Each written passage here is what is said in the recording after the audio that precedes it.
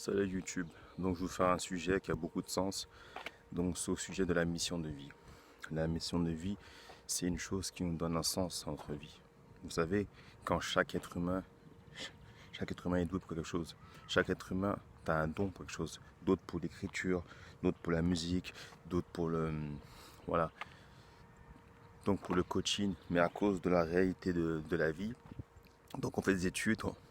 Donc la société nous instaure un système, voilà, donc de faire des grandes études, voilà, devenez avocat, devenez comptable, devenez ça.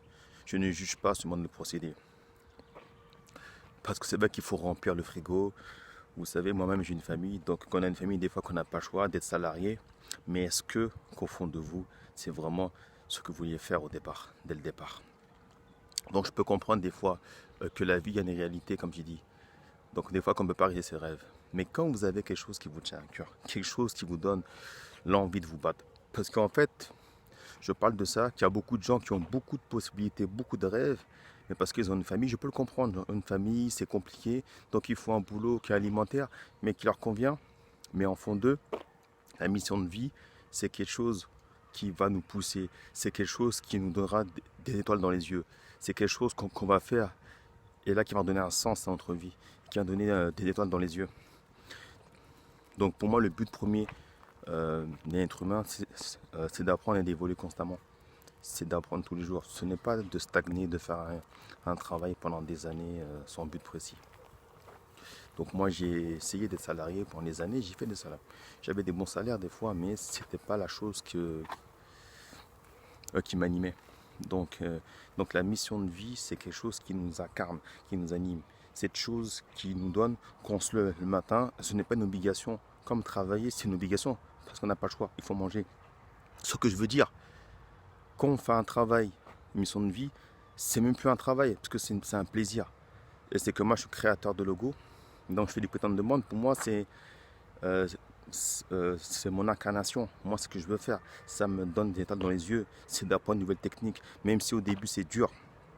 Si au début, j'ai un petit peu de sous, je travaille à côté, mais ce qui donne envie de me battre, voilà, de me lever, ça, franchement, c'est même pas une obligation, en fait. Ce que je veux dire, c'est que je me force même pas à lever le matin. Parce que c'est quelque chose que j'adore. Ça devient un plaisir. C'est même pas un travail, c'est un plaisir. Donc mon but, c'est de rendre service aux gens. Et que quand je fais un logo, donc quand ça rend heureux des gens, mais moi je suis content. C'est ça l'incarnation. C'est ça la mission de vie. Faire des choses qui nous rendent heureux. Ne pas faire des choses par obligation. Donc moi ce qui me rassure, c'est que depuis le Covid, malheureusement, qu'il a fait le Covid, donc pour les gens se réveillent. Donc pour qu'il y ait une prise de conscience générale. Il y a certaines personnes qui avaient un super train de vie, de plus en plus, mais qui ont fait soit des burn-out ou qui ont décidé de faire des reconversions ou qui ont démissionné de leur travail parce qu'ils n'en pouvaient plus. Et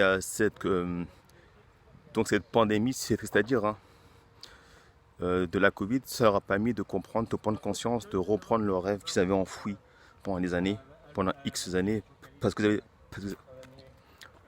avaient des obligations personnelles, familiales. Donc ils ont dit, c'est bon. J'en ai connu qui ont travaillé pendant 30 ans, plus de 30 ans dans une boîte. Ils ont abandonné, ils ont préféré démissionner pour accomplir leur rêve. C'est ça, je trouve ça beau. Parce que de nos jours, peu ont le courage, peu ont la foi, peu ont le courage euh, que d'écrire leurs rêves. Peu ont cette courage, peu ont cette volonté de réaliser leurs rêves. Et ça, qu'il n'y a pas plus beau. Oui, qu'il n'y a pas de garantie. Bien sûr, on peut échouer, mais au moins qu'on pourra se dire là qu'avance notre mort, qu'on aura tout fait pour réaliser ce dont on voulait faire, qu'on aura tout mis en place. Donc au moins, ce qui est bien, c'est qu'on ne mourra pas qu'avec des regrets. Donc qu'on soit entrepreneur, qu'on soit salarié, ce message s'adresse à tout le monde, les jeunes, les moins jeunes, les plus jeunes, même si on a 60 ans, qu'on vous dit c'est trop tard, c'est trop vieux, n'écoutez pas les gens. C'est en France, on dit plein de choses.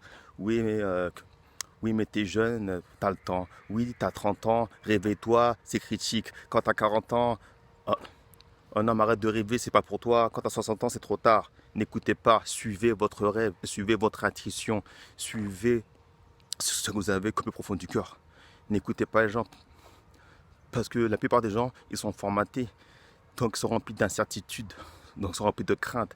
Donc le souci, c'est que si vous réussissez, ça les emmerderait parce que eux, souvent, ils n'ont pas eu le courage de faire ce qu'ils voulaient.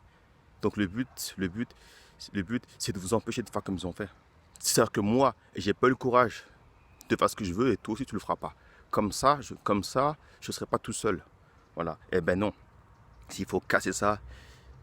Et donc je suis content grâce au là que grâce à la pandémie du Covid, donc ça remet les choses en place. Donc certaines personnes ont pris la décision et le courage qu'il était temps de réaliser leurs rêves. Sur ce, je vous souhaite une très très bonne journée ensoleillée. Allez, ciao.